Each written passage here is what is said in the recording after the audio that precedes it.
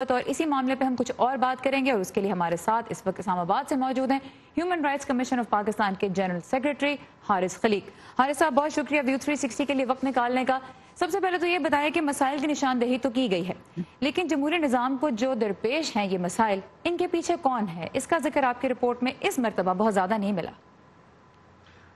دیکھیے، بہت بہت شکریہ آپ کا۔ میں سمجھتا ہوں کہ اس کے پیچھے کئی قوتیں ہیں۔ اس میں پاکستان کا جو ایک جسے ہم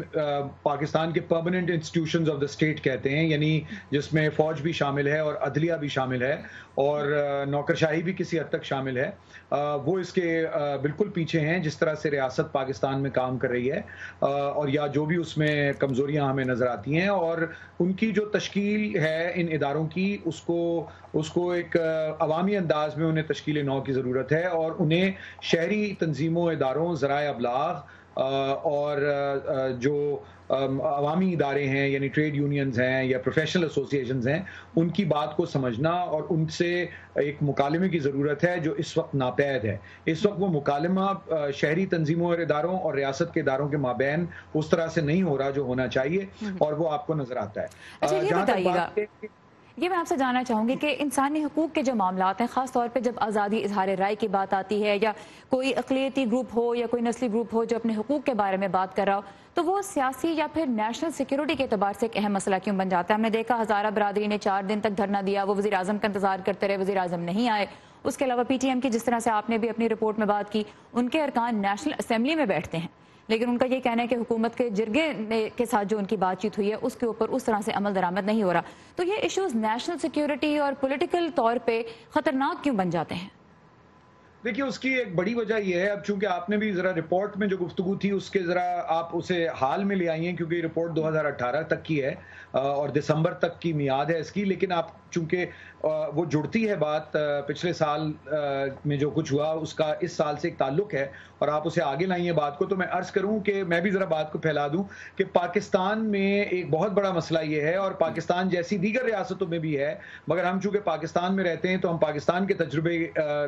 کے حوالے سے بات کریں گے۔ وہ یہ ہے کہ پاکستان میں ایک نوآبادیاتی ریاستی ڈھانچہ ہے۔ یہ ایک ابھی تک اس کے جو طریقہ کار ہے وہ ایک کلونیل طریقہ کار ہے، اگر انٹائرلی نہیں تو پارٹلی ضرور، اور اس میں جو ریاست کا شہریوں کی طرف رویہ ہے وہ شہری والا نہیں بلکہ رعایا والا ہے۔ اس لیے ان آوازوں سے جو اور اختلاف رائے جس طرح سے ایک صحت مند معاشرے کی اور ایک مضبوط ملک کی تشکیل کرتا ہے، اس کی تفہیم ابھی تک ہماری ریاست کو نہیں ہے، اور اس وجہ سے آپ کو نظر آتا ہے کہ جو بھی ذرا سی کوئی مختلف اگر بات کرے یا آپ کو یہ محسوس ہو کہ ان کا جو ایک اپنا ایک بیانیہ ہے جو ان کے نزدیک ایک بالکل واحد بیانیہ ہونا چاہیے پاکستان کا، اگر اس پہ کوئی بھی تحریک اٹھے یا کوئی بھی افراد یا گروہ سوال اٹھائیں تو ان کو ڈیل کرنا اس سے نہیں آتا۔ تو اس کو آپ دیکھتے ہیں کہ کبھی میڈیا بلیک آؤٹ ہوگا، کبھی اوپریشن ہوگا،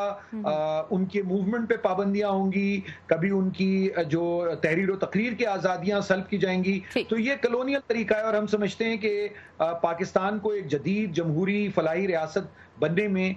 اس طرح کے رویے رکاوٹ ہیں۔ اب یہ بتائیے، سالہ سال سے ایچ آر سی پی یہ رپورٹس جاری کرا، لیکن ہم دیکھ رہے ہیں کہ ہر دفعہ ایک تشویشناک ہی صورتحال پیش کی جاتی ہے۔ کیا وجہ ہے اس کی؟ یہ کس کی ناکامی ہے کہ یہ مسائل جو ہیں بہتری کی طرف نہیں جاتے؟ اور دوسرا اسی میں جو میں سوال آپ سے کرنا چاہوں گی وہ یہ بھی ہے کہ آپ لوگوں کے حکومت کی اہم شخصیات کے ساتھ رابطے ہیں، کس حد تک آپ دیکھتے ہیں کہ وہ ریسیپٹیو ہیں آپ کی سجیشنز کے بارے میں؟ دیکھیے، میں بالکل نہیں سمجھتا کہ اس میں مایوسی کی کوئی بات ہے۔ یہ بہت ایک طویل جدوجہد ہے۔ اس ملک کی کل تاریخ 7 دہائیوں پر محیط ہے، اور اگر آپ مغربی پاکستان کو لے لیں جو اب پاکستان ہے، تو یہ نیا پاکستان تو اس کو ابھی 50 برس بھی پورے نہیں ہوئے۔ تو میں سمجھتا ہوں کہ یہ مایوسی کی کوئی بات نہیں ہے۔ ہم اداس ضرور ہوتے ہیں، لیکن اداسی اور مایوسی میں فرق ہے، اور جو لوگ سرگرم ہیں انسانی حقوق کے ایجنڈا کو آگے بڑھانے کے لیے، مساوی شہریت، جمہوری آزادیوں کو آگے بڑھانے کے لیے، ان کو کہیں کہیں ایسا نہیں ہے کہ بالکل کبھی کوئی کامیابی نہیں ہوئی۔ یہ ایک مسلسل ایک عمل ہے۔ آپ یہ دیکھیں کہ خواتین کے حق میں بے شمار قوانین پاس ہوئے ہیں پچھلی 2 اسمبلیز میں، تو یہ سب سول سوسائٹی کی اور ان تنظیموں اور